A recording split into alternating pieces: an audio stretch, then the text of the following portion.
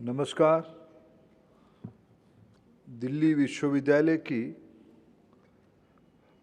101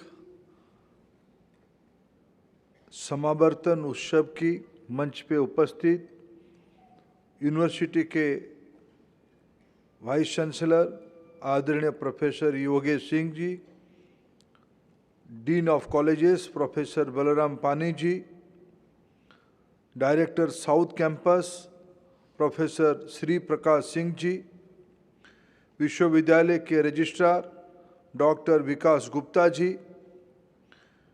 director campus of open learning professor Payal Magoo जी,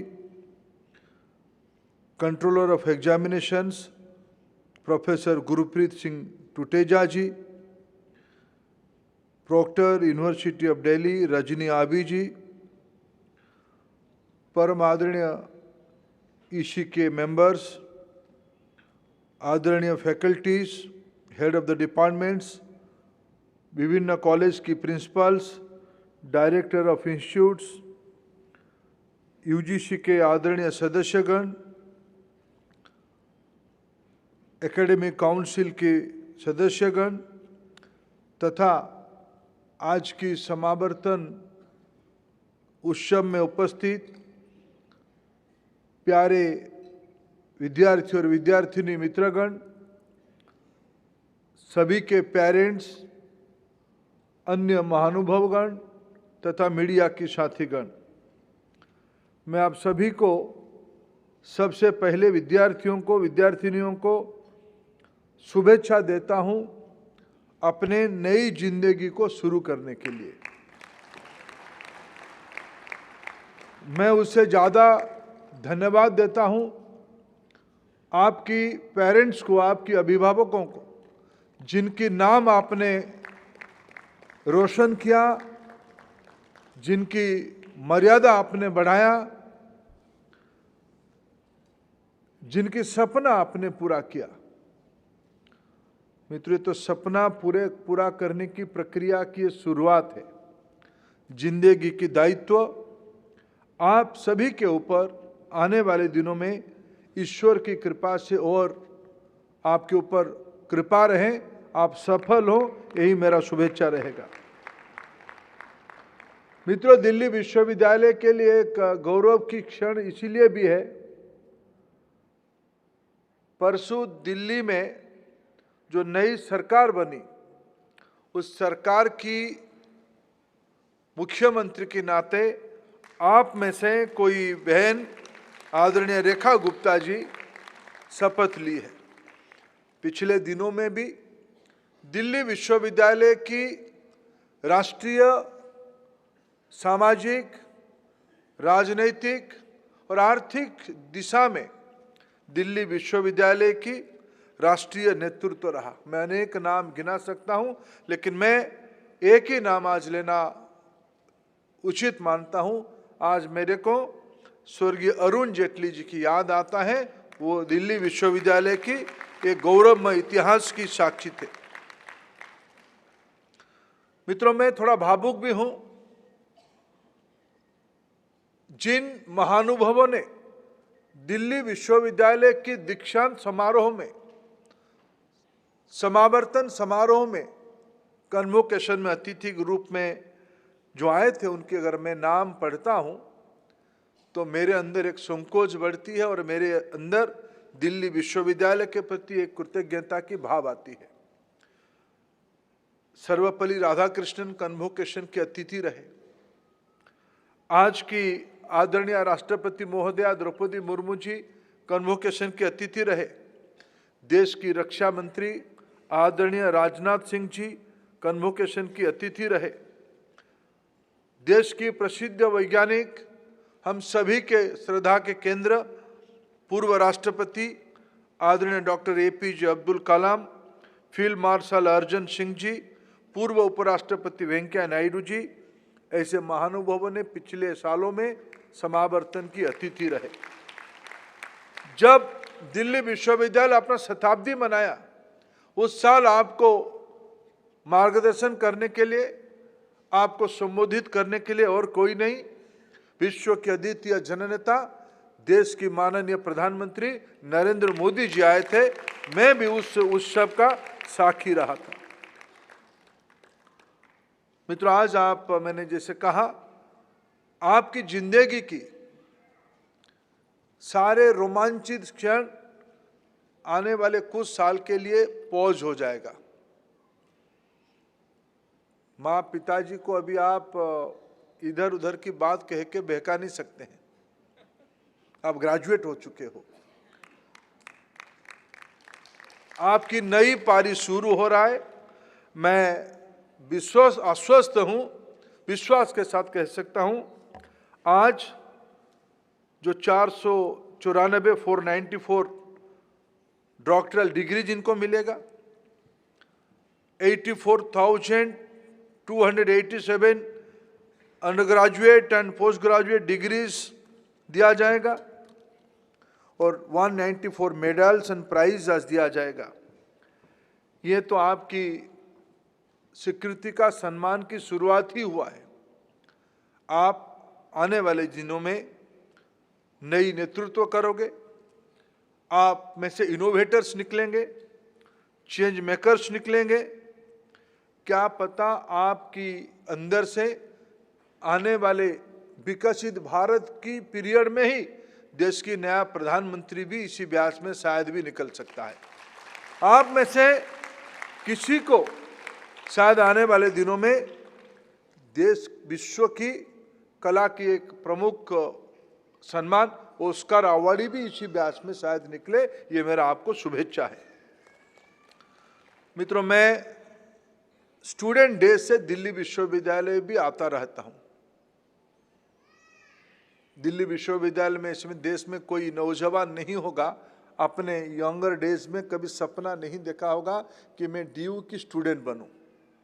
मैं भी एक बार सपना देखा था, हमको सौभाग्य नहीं मिला, लेकिन इसीलिए हम आके इधर दिल्ली विश्वविद्यालय कैंपस घूम के जाते थे। कम से कम कुछ तो बाई प्रॉक्सी यूनिवर्सिटी की हवा हमें भी लग जाए। और दिल्ली विश्वविद्यालय, जैसे आदरणीय वाइस चांसलर साहब ने कहा, देश के ऐसा कोई जिला नहीं रहेगा, देश के कोई इलाका नहीं रहेगा जिसमें डीयू की फुटप्रिंट नहीं होगा। भारत की प्रत्येक हिस्से से छात्र छात्राएं और अध्यापक दिल्ली विश्वविद्यालय को प्रतिनिधित्व करते हैं। ये देश की धरोहर है। आप उस गौरव की इंस्टीट्यूशंस की भागीदार हो। इस ज्ञान, विज्ञान और विचारों की ये एक प्रयोगशाला है। यही आपके लिए सही उपमा होगा। यह विश्वविद्यालय मानवता के बड़े हिस्से को बहुत आसानी से सहमत असहमत होने का जो मंच उपलब्ध कराता है, वो एक संवाद धर्मी दुनिया है। हमें इसको लेकर गौरव है। मित्रों, दिल्ली यूनिवर्सिटी केवल एक विश्वविद्यालय नहीं है, ये एक लघु भारत है, ये एक मिनिएचर भारत है, जिसमें 7 लाख विद्यार्थी, 4 लाख विद्यार्थी ओपन लर्निंग की प्लेटफॉर्म पे जुड़े हैं, 3 लाख विद्यार्थी प्रत्यक्ष विभिन्न कैंपस में आते हैं। ऐसे 7 लाख विद्यार्थियों की ये डाइवर्स रिप्रेजेंटेशन शायद देश में अन्य कोई विश्वविद्यालय को ये नसीब नहीं है। आप सब सौभाग्यशाली हो। केवल इतना नहीं, विश्व की 85 कंट्रीज की भी स्टूडेंट डीयू में पढ़ते हैं। सही मायने में डीयू एक ग्लोबल यूनिवर्सिटी है। मित्रों, आपकी पढ़ाई केवल दिल्ली विश्वविद्यालय की कॉन्स्टिट्यूएंट कॉलेज, यूनिवर्सिटी की नॉर्थ साउथ, इस बार तो योगेश सिंह जी के नेतृत्व में ईस्ट कैंपस भी हो गया और वेस्ट कैंपस भी हो गया। दिल्ली विश्वविद्यालय ऐसा पहला विश्वविद्यालय देश की होगा जिसकी 4 यूनिवर्सिटी कैंपस होगा और लगभग 100 से ज्यादा कॉन्स्टिट्यूएंट कॉलेज होंगे। मैंने 100 कहा ठीक से? ये 12 को मिला के या छोड़ के?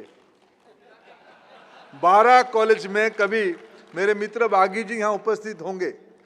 मैं उनको कहता था कि आप रुकिए, चंद महीनों की बात है, ये 12 कॉलेज की समस्या रहेगा ही नहीं। और वो मैं आज भी आपके सामने कह के जाता हूं। आप ही ने तय किया दिल्ली का प्रगति हो, इसलिए दिल्ली को आने वाले दिनों में दुनिया की एक नॉलेज हब बनाने के लिए हम सब की संकल्पना हो, डीयू इसकी लीडरशिप ले, ये मेरा अपेक्षा है। मित्रों, जो विद्यार्थी डीयू में पढ़े, मैं पेरेंट्स को बताना चाहता हूं, आपके बच्चे सिर्फ क्लासरूम पे नहीं पढ़े, बाहर भी पढ़े। आपको बताए नहीं होंगे, लेकिन बाहर भी बहुत पढ़े। वही सबसे अच्छी पढ़ाई रहा है। आप जिस बैकग्राउंड से आए, लेकिन आज जो कॉन्फिडेंस लेके आप लौटोगे, आपकी हॉस्टल्स, आपकी कैंटीन, आपकी वितर्क की तरीके, आपकी दोस्त बनाना और बिगाड़ने की तरीके, आप सब में मास्टरी कर चुके हो। आपको आता है कैसे मेस वर्कर को बॉस कह के बुलाना। ऐसे ही नहीं बुलाते हैं आप बुलाते हो कैसे हमको एक अलग से अलग अंडा दे देगा। बॉस बुलाने में क्या हर्ज है, इसको आप बॉस बुलाते हो। आप हॉस्टल की वॉचमैन को कैसे मैनेज करते हो, उसको दोस्ती करके आप, विशेष करके नाइट वॉचमैन, आप लेट एंट्री की बहाना फिक्स करते हो। कभी किसी को बॉस बुलाते हो, किसी को कभी रात में थोड़ा दोस्ती का हाथ बढ़ाते हो। ये जो मैनेजमेंट की कला आप में आई है, ये आपको जिंदगी में काम देगा।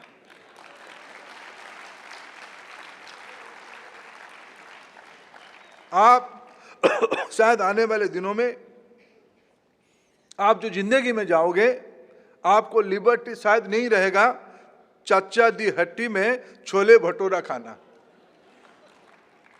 आपके घर में थोड़े दिनों में आपके पार्टनर्स आएंगे, वो आपको कहेंगे हाइजीन है, इतना मत खाओ, लेकिन तब आपको छोले भटूरा याद आएगा। हम तो ड्यू में ऐसे खाते थे। सुदामा जी की चाय, टॉम अंकल की मैगी, कमला नगर में बिना परचेज करते हुए ऐसे ऐसे घूमना, और वहां के दुकानदार भी अभ्यस्त हो चुके हैं। ये बच्चे आएंगे, थोड़ा परखेंगे, उसी में वो मार्केटिंग करते हैं। सत्य निकेतन की काफे, हुडसन लेन की लाइवली वाइब्स, पटेल चेस्ट में लंबे समय तक बौद्धिक ज्ञान की वितर्क, ये सब याद रखो यंग मित्रों, आपको जिंदगी में काम आएगा। ये सारे जो सोशल प्रैक्टिस आप सिखाए, सोशल स्किल्स आप लोगों को मिला, ये सबसे महत्वपूर्ण है। क्लासरूम में आपको डिग्री मिलेगा, क्लासरूम में आपको आज सनक मिला, मानक मिला, लेकिन आपको कॉम्पिटेंसी इसी सारे प्रोसेस में मिला है। जो कॉम्पिटेंसी आपको आने वाले दिनों में, आप सिर्फ, मैं कभी इसीलिए कहता हूं, दिल्ली विश्वविद्यालय अपने आप में ही एक विश्व है, ये एक ब्रह्मांड है। मित्रों, कभी मैं दिल्ली विश्वविद्यालय के बारे में सोचता हूं तो आप लोगों को देखता हूं, मेरे मन में आत्मविश्वास भरता है। आप कहां पढ़े हो? आपकी वाइस चांसलर की ऑफिस के नीचे किसने आके रहा था? इस सभ्यता के एक परम योद्धा शहीद भगत सिंह को अंग्रेजों ने कुछ दिन वहां रखा था। आज थोड़ा कभी हम पलट के देखते हैं, हमको मैकॉले प्रणाली में इस देश को जिन्होंने लंबे समय तक गुलामी में रखने का षड्यंत्र किया था। 1835 में मैकॉले साहब ने ब्रिटिश पार्लियामेंट में यही तो कहा था, अगर भारत को लंबे समय तक कब्जे में रखना है, शासन करना है, तो भारत की शिक्षा व्यवस्था को हमें तहस नहस करना पड़ेगा। तभी तो हम भारत को अर्थनीतिक रूप में गुलामी में रख सकते हैं। कभी संजोग देखिए, आज दिल्ली यूनिवर्सिटी गुलामी से आगे बढ़कर गुलाम बनाने वालों को पीछे छोड़ रहा है। 2 दिन पहले ब्रिटेन के पूर्व प्रधानमंत्री ऋषि सुनक जो भी हमारे मुल्क के हैं, उनको ना केवल हमने पीछे छोड़ा, उनकी मुल्कों के ऊपर भी बैठे। 2 दिन पहले फिर प्रधानमंत्री जी को मिल के गए हैं। मित्रों, सिर्फ उतने में दिल्ली यूनिवर्सिटी की आजादी में कब क्या हो रहा होगा। 103 साल की ये यूनिवर्सिटी 1920 में क्या कर रहा होगा, 1930 में क्या कर रहा होगा, 1947 की पहले 2-3 साल में मैं निश्चित रूप में कह सकता हूं दिल्ली यूनिवर्सिटी देश को मार्गदर्शन कर रहा होगा। यह विरासत अन्य किसी विश्वविद्यालय को शायद किसी को नसीब में नहीं है। दिल्ली यूनिवर्सिटी उतने में रुकी नहीं थी। जब 1974-75 में दोबारा देश की संविधान को छेड़छाड़ किया गया, देश की संविधान को बदलने की कोशिश किया गया है, कहने की, अभिव्यक्ति की आजादी को छीनने का कोशिश किया गया, सबसे पहले किसी ने उसके खिलाफ आवाज उठाई तो दिल्ली विश्वविद्यालय ने उसके खिलाफ आवाज उठाई। मैं इसीलिए अरुण जी का नाम लिया। अरुण जी उस आंदोलन के पहला सत्याग्रही रहे, दिल्ली विश्वविद्यालय के छात्र संघ के अध्यक्ष के नाते। मित्रों, आज हम जब नई जिंदगी में जा रहे हैं, नई जिम्मेवारी में जा रहे हैं, प्रधानमंत्री जी ने इन दिनों में एक अपेक्षा देशवासियों के सामने रखा है, विशेष करके नई पीढ़ी के सामने रखा है। मित्रों, पिछले आजादी के उपरांत 78 सालों में इस देश ने अधिकारों को लेकर बहुत वितर्क किया। मित्रों, अधिकार तब मिलता है, तब सुरक्षित होता है अगर किसी ने उसके बारे में जिम्मेवारी लेता है। तो अगर एक व्यक्ति जिम्मेवार लेता है, किसी विषय में जिम्मेवारी लेता है, तब 10 लोगों की अधिकार सुरक्षित होती है। कर्तव्य निभाना पड़ेगा। मित्रों, आज हमें समझना पड़ेगा, आज समाज के सामने चुनौती क्या है। हमारी चुनौती है हमारी ग्लोबल क्राइसिस, क्लाइमेट को लेकर सस्टेनेबिलिटी एक चुनौती है। इकोनॉमिक अपॉर्चुनिटी, एक सम्मान की जिंदगी के लिए मैं बेरोजगारी से आगे जाना चाहता हूं, नौजवानों की अपेक्षा की हिमालय को देखना चाहता हूं। डिग्निफाइड लाइफ के लिए इकोनॉमिक अपॉर्चुनिटी क्या होनी चाहिए। तेजी से बदलते हुए जॉब लैंडस्केप की चुनौती आज हमारे सामने है। हमारे सामने डिलेमा है कि हम अपने अभिभावकों की बात को मानते हुए हमें रूटेड रहना चाहिए या फ्यूचर को देखना चाहिए। क्या दोनों में अंतर विरोध है। जिस उम्र में आज मेरे विद्यार्थी मित्र हैं, उनके मन में यह दुविधा रहना स्वाभाविक है। लेकिन मित्रों, हमारे अनुभव, हमारी भारत की सभ्यता, दिल्ली विश्वविद्यालय जो एक प्रयोगशाला है हमारी भारतीयता का, यह दर्शाती है दोनों ही सही है। हमें रूटेड होना ही पड़ेगा, जड़ से जुड़े रहना ही पड़ेगा। साइमल्टेनियसली हमें नभश्चुंबी होना पड़ेगा, हिमालय से परे हमारी दृष्टि होना पड़ेगा। हमें भविष्य को देखना पड़ेगा, भविष्य के लिए खुद को तैयार करना पड़ेगा। तब जाके हम विश्व की समाधान की सूत्र ढूंढ पाएंगे। भारत कभी अपने बारे में नहीं सोचा है, विश्व कल्याण की प्रयोगशाला भारत है। मित्रों, अभी अभी हमारे देश में एक उत्सव, मेला, और उसको ये सारे शब्द में शायद हम बांध नहीं पाएंगे, कुंभ मेला की आयोजन हो रहा है देश में। कुंभ मेला की सफलता के लिए मैं देश की लोकप्रिय प्रधानमंत्री माननीय नरेंद्र मोदी जी को और उत्तर प्रदेश में उसकी सफल आयोजन के लिए योगी आदित्यनाथ जी को धन्यवाद देता हूं। लेकिन मैं इस कुंभ मेले को केवल एक धार्मिक अनुष्ठान नहीं मानता हूं। यह भारत की सभ्यता की, यानी मनुष्य सभ्यता की जो घटना पिछले दिनों में हो रहा है, जो मंथन हो रहा है, उसमें जो उपजा हुआ अमृत निकल रहा है, जो अनुभव निकल रहा है, आज की पीढ़ी के लिए भी, हम सभी के लिए भी एक मार्गदर्शिका के रूप में वो काम कर रहा है, मैं ऐसे मानता हूं। प्रधानमंत्री नरेंद्र मोदी जी कहते हैं, भारतीय समाज में हर एक उत्सव एवं पर्व का एक समाज विज्ञान है। इनसे भारतीय समाज को बेहतर ढंग से समझा जा सकता है। मित्रों, महाकुंभ भारतीय परंपरा का एक ऐसा पर्व है जिसमें हमारा अतीत भी है, वर्तमान भी है और भविष्य भी है। यह एक भविष्योन्मुखी सांस्कृतिक का पर्व है जो समाज में समानता लाती है। मित्रों, भारतीय समाज कुंभ जैसे आयोजन में एक समाधान देती है। मित्रों, अभी अभी योगेश सिंह जी ने अपने बयानों की प्रारंभिक हिस्से में एक मनुष्य की मौलिक आवश्यकता, नए बच्चों को शुभेच्छा देते हुए एक मौलिक आवश्यकता के बारे में एक पथ्य हमारी सबके सामने रखा। वाइस चांसलर है, कुलाधिपति का, कुलपति का काम ही यही है। चाणक्य अगर सही दिशा दर्शन नहीं देता तो शायद चंद्रगुप्त मौर्य नहीं बनता। मैं धन्यवाद देता हूं योगेश सिंह जी की इस दर्शन के लिए। मित्रों, कुंभ हमें क्या दर्शाती है? भौतिक जिंदगी से बाहर जाके आध्यात्मिक चेतना को क्यों जगाने की आवश्यकता है। इन दिनों में अगर मैं विश्व की अभी का ख्याति संपन्न पदार्थ विज्ञानी फिजिक्स के प्राध्यापक हिग्स बोसन को कोट करूं, उन्होंने गॉड पार्टिकल के बारे में उल्लेख किया। विज्ञान के अंतिम खोज की अंतिम बिंदु वो गॉड पार्टिकल तक पहुंचाए।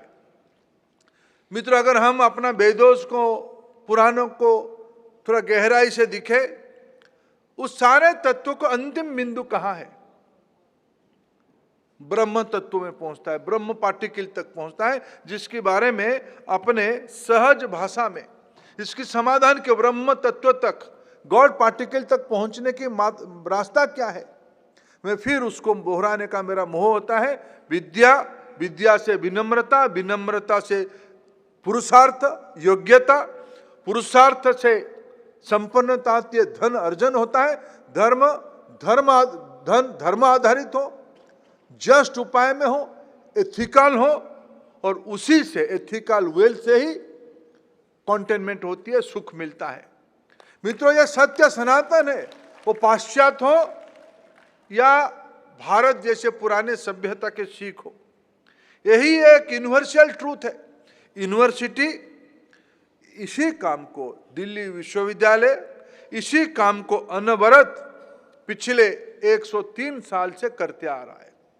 भारत को बनाने के लिए, भारत को विश्व स्तर पे ले जाने के लिए माननीय प्रधानमंत्री नरेंद्र मोदी जी ने राष्ट्रीय शिक्षा नीति 2020 की परिकल्पना किया है। मैं बधाई देता हूं दिल्ली विश्वविद्यालय की नेतृत्व को और अभी के विद्यार्थियों को, अभी के फैकल्टी को। आपने अग्रसर रहे, you are the front runner for the implementation of national education policy 2020। National education policy 2020 की मेरे दृष्टि से एक ही निकष है। विश्व आज संचार की दुनिया में, इंटरनेट और एआई और एमएल की दुनिया में विश्व आइसोलेशन में नहीं रहता है। विश्व की कोई भी भाग एकांगी करके नहीं चलता है। एक समग्रता से इंटीग्रल उपाय में हम लोगों को चिंता सोचते हैं। इंटरकनेक्टेडनेस हमारे बीच में है। हमें कोई भी ज्ञान, कोई भी शिक्षा की रचना की कल्पना करनी है जो भारत में हमने करते आए हैं सदैव। हमने इसीलिए कहा हमारी कल्पना वसुधैव कुटुंबकम है। सारा विश्व, सारा प्राणी जगत हमारी परिवार है। आज भारत की 60% आबादी युवाओं की है। 60% पॉपुलेशन 35 साल के नीचे की नौजवानों की है। उसमें से ज्यादातर school and colleges and university में रहते हैं। आज भारत की सर्वश्रेष्ठ यूनिवर्सिटी में मैं खड़ा होकर अपेक्षा रखता हूं। भारत की नई पीढ़ी के सामने, भारत की नौजवानों के सामने हमें प्रधानमंत्री जी की जो आह्वान है, हमें अपना कर्तव्य निभाना है। भारत को 2047 तक विकसित भारत में परिवर्तित करना है। हमें तब ये संभव हो पाएगा अगर दिल्ली विश्वविद्यालय के नेतृत्व में हम देश में राष्ट्रीय शिक्षा नीति को लागू कर पाएंगे। विश्वविद्यालय की कल्चर, विश्वविद्यालय की ये कॉम्पिटेंसी, ये लर्निंग आउटकम हमें अपनी जिंदगी में एक सफल पुरुषार्थ के स्तर तक ले जाएं। इसी शुभेच्छा के साथ मैं सबको फिर एक बार धन्यवाद देता हूं, शुभेच्छा देता हूं। नमस्कार।